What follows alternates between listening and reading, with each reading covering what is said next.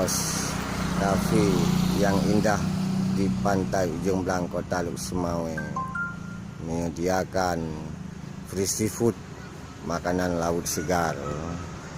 Kalau Anda pergi ke Kota Luk Semawe, jangan lupa singgah di Black Rose Cafe yang sangat indah dan penuh panorama yang indah, dihiasi dengan panorama alam laut.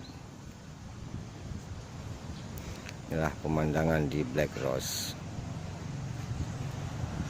indah dan sangat indah.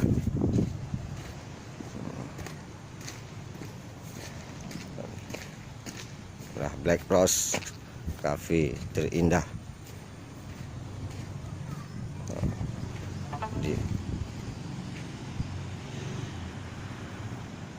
yang terletak di pantai Ujung Belang, Kota Luk Semawe. Inilah pemandangan laut yang sangat indah.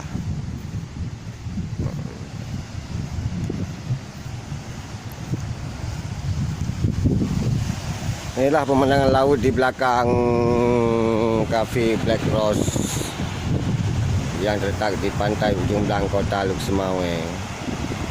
Laut yang sangat indah dan dengan pemandangan yang sangat indah.